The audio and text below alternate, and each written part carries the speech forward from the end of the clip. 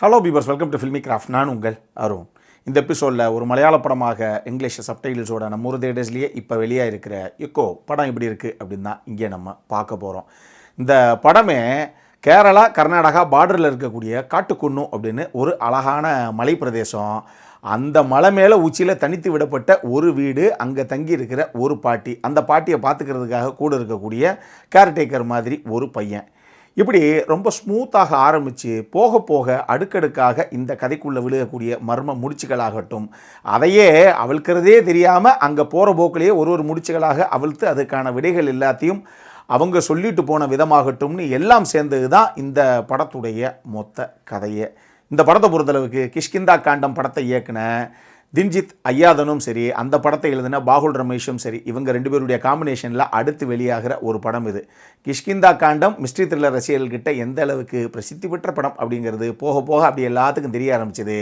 அப்புறம் கொண்டாட ஆரம்பித்தாங்க. அதனாலேயே அந்த காம்போ கிட்ட இருந்து அடுத்த படமா அப்படின்னு சொல்லி இந்த படத்துக்கும் ஒரு மிகப்பெரிய எதிர்பார்ப்பு இப்போ கிளம்பியிருக்கு. இது பத்தாவதுக்கு பாகுல் ரமேஷுடைய அனிமல் ட்ரைலாஜியில் முதல்ல கிஷ்கிந்தா காண்டம், ரெண்டாவது நம்ம கேரளா கிரைம் ஃபைல்ஸ் சீசன் 2, இப்போ 3வது படமாக ஃபைனல் இன்ஸ்டால்மெண்ட்டாக இந்த படம் வெளியாகிருக்கு. இது எல்லா கதைக்களங்கள்லையுமே மிருகங்களை முக்கியமான ஒரு கதாபாத்திரமாக சித்தரித்து அந்த கேரக்டர்ஸ் தான் அந்த கதையை ட்ரைவ் பண்ணுற மாதிரி தான் பாகுல் ரமேஷ் எப்பயுமே சித்தரிப்பார். அந்த மாதிரியே ஒரு பாணியில் இன்னொரு படம் தான் இது. முதல்ல இந்த கதைக்களம் செட் அவுட் பண்ணப்பட்ட அந்த ஜியோகிராஃபி இருக்குது பாருங்க, வாய்ப்பே இல்லைப்பா அப்படிங்கிற அளவுக்கு விஷுவலி ஸ்டன்னிங் அப்படிங்கிறத விட கிட்டத்தட்ட அங்கே இருக்கக்கூடிய அந்த அட்மாஸ்பியர், அந்த என்விரான்மெண்ட், அந்த ஆம்பியன்ஸை நம்மளே உள்வாங்கக்கூடிய அளவுக்கு அந்த சில்னஸ் நமக்கே விஷுவலி தெரியுதுங்க அப்படிங்கிற அளவுக்கு ஸ்டன்னிங்கான ஒரு சினிமோட்டோகிராஃபி. ரைட்டரான பாகுல் ரமேஷ் ஒரு சினிமோட்டோகிராஃபர் அப்படிங்கிறனால பொதுவாகவே அவருடைய படங்களில் சினிமோட்டோகிராஃபி இப்படி தான் இருக்கும். இந்த படமெல்லாம் ஒரு கல்லு தூக்கல் அப்படிங்கிற அளவுக்கு வேறு லெவலில் ஸ்டன்னிங்கான விஷுவல்ஸு இந்த படம். கிட்டத்தட்ட நீங்கள் ஒரு படம் பார்த்துட்டு வர்றீங்க அப்படிங்கிறத விட ஒரு 2 மணி நேரம் 7 நிமிஷம் கிட்டத்தட்ட அந்த மலைக்கு போய் நீங்களே அந்த ஒரு 2 மணி நேரத்துக்கு மேலே ஒரு வாழ்க்கையை வாழ்ந்துட்டு வர்றீங்க அப்படிங்கிற அளவுக்கு ஒரு ஃபீலை நமக்குள்ளே கொடுத்துருக்காங்க. அந்த அளவுக்கு ஸ்டன்னிங்கான விஷுவல்ஸு இந்த படத்துக்கு. அதே மாதிரி முஜீப் மஜீத் அவருடைய பேக்ரவுண்ட் ஸ்கோரிங்குமே ஒரு சில இடங்களில் ப்ரீஸியாகவும், ஒரு சில இடங்களில் அந்த மிஸ்ட்ரி எலமெண்ட்ஸுக்கு சப்போர்ட்டிவாகவும் செமையாக அடுத்தடுத்த காட்சி நகர்விற்கு இந்த படத்திற்கு மிகப்பெரிய சப்போர்ட்டிங் ஃபேக்டராக இருந்திருக்கு. குறிப்பாக இந்த மலை சார்ந்த பகுதிகள் எல்லாத்தையும் காமிக்கும்போது, அந்த வீட்டை காமிக்கும்போது அந்த அந்த அட்மாஸ்பியரை க்ரியேட் பண்ண விதத்தில் அங்கங்கே சித்தாரை வச்சு ஒரு சைனீஸ் பிஜிஎம் மாதிரி ஒன்று வச்சுருப்பாப்புல. அந்த பீஸ் பல இடங்கள் அட்டகாசமாக ஒர்க் அவுட் ஆகிருக்கு இந்த படத்தில். முதல்ல அந்த டோனை மெயின்டைன் பண்ணுறதுங்கிறத விட ஆடியன்ஸுக்கான அந்த மூடை செட் பண்ணுறதுக்கு மிகப்பெரிய அளவில் அது பெருசாக ஹெல்ப் பண்ணியிருக்கு. இதெல்லாம் போக எதை எங்கே ரிவீல் பண்ணால் ஆடியன்ஸுக்கு எந்த மாதிரி ஒரு இம்பேக்ட் கிடைக்கும் அப்படின்னு சொல்லி, இது சொன்ன மாதிரியும் இருக்கணும், ஆனால் அது ரொம்ப ஓப்பனாக சொல்லாத மாதிரி அப்படி போகிற போக்கில் சொல்கிற மாதிரி இருக்கணும் அப்படின்னு ஒரு சில காட்சிகளை ப்ளேஸ் பண்ண விதத்தில் எடிட்டரான சூரஜுமே அவருடைய சைடில் இருந்து கொடுக்க வேண்டிய கான்ட்ரிபியூஷனை நீட்டாகவே கொடுத்துருக்காப்புல. இதுபோக மலை மேலே எப்போ பார்த்தாலும் இருக்க, எதுக்காக மேலே இருக்கணும், நீ கீழே வந்து பெசாட் நார்மலாக டவுனுக்குள்ளேயே நிம்மதியாக ஒரு வாழ்க்கையை வாழலாமே அப்படின்னு எத்தனை பேர் கூப்பிட்டாலும் இல்லை, நான் அந்த வீட்டில் ஒத்தையாக மேலே தான் இருப்பேன் அப்படின்னு அந்த மலாத்தி பாட்டியம்மா எதுக்கு அங்கவே இருக்குது.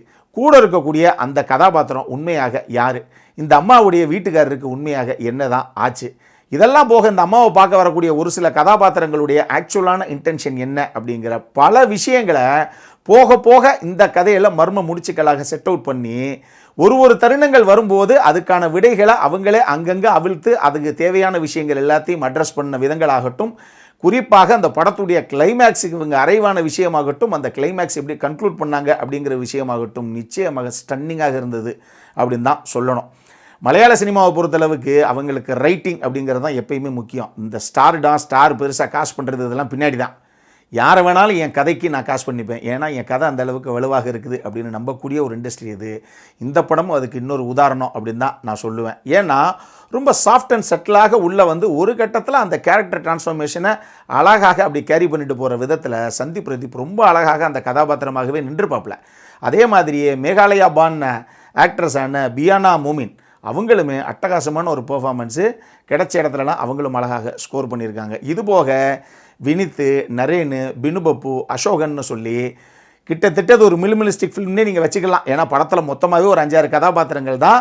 அதை வச்சு ஒரு சின்ன அட்மாஸ்பியரை மட்டும் கிரியேட் பண்ணி முடிஞ்ச அளவுக்கு தரமான ஒரு சம்பவத்தை இந்த டீம் பண்ணியிருக்கு.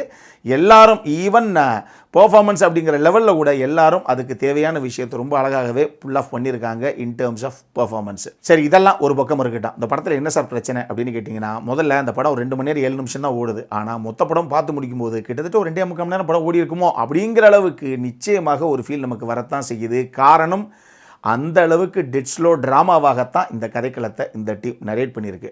இது மலையாள ஆடியன்ஸுக்கு ஓகே, தமிழ் ஆடியன்ஸுக்கெல்லாம் எந்த அளவுக்கு இவ்வளவு பொறுமையாக இவங்க படத்தை பார்ப்பாங்க அப்படிங்கிற கேள்வி ஒன்று எனக்கு நிச்சயமாக வரத்தான் செஞ்சது. இன்னொரு பக்கம், இந்த கதைக்குள்ளே தானாக விழுகக்கூடிய மர்ம முடிச்சுகளாகட்டும், அதை இவங்க அங்கங்கே அன்வீல் பண்ணி அந்த முடிச்சுகளை அவுத்து அதை என்னென்ன கேள்விகள் இருந்துச்சுங்கிறதுக்கான விடைகளை அங்கங்கே அட்ரஸ் பண்ண விதமாகட்டும் அப்படிங்கிறதெல்லாம் ஓகே. ஆனால் பயங்கர டீட்டெயிலிங் பண்ணியிருக்காங்க இந்த கதையை. நீங்கள் ரொம்ப பொறுமையாக ஃப்ரேம் டு ஃப்ரேம் உன்னிப்பாக நோட் பண்ணிக்கிட்டே இருக்கணும்.